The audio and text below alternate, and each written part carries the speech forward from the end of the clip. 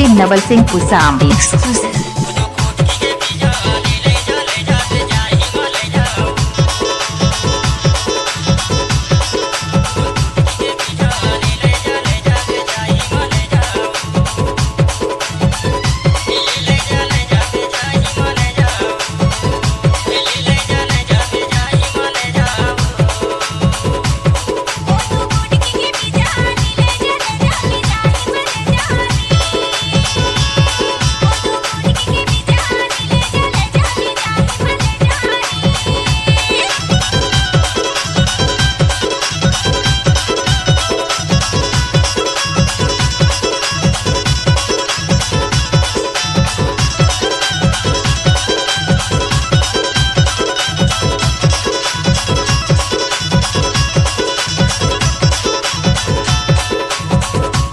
DJ नवल सिंह पुसाम खाली टोला वाले।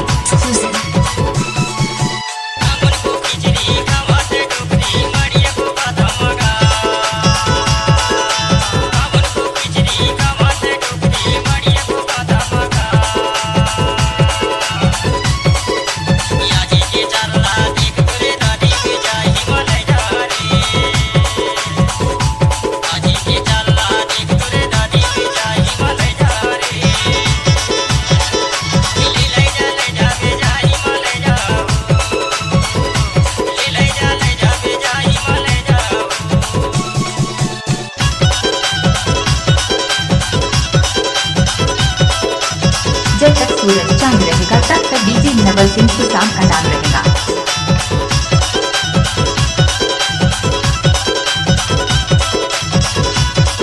आप लोग सुन रहे हैं नवल सिंह पुसाम का मिक्स क्या हुआ गाना।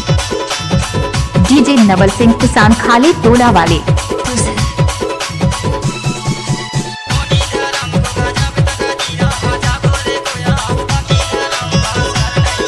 डीजे नवल सिंह पुसाम।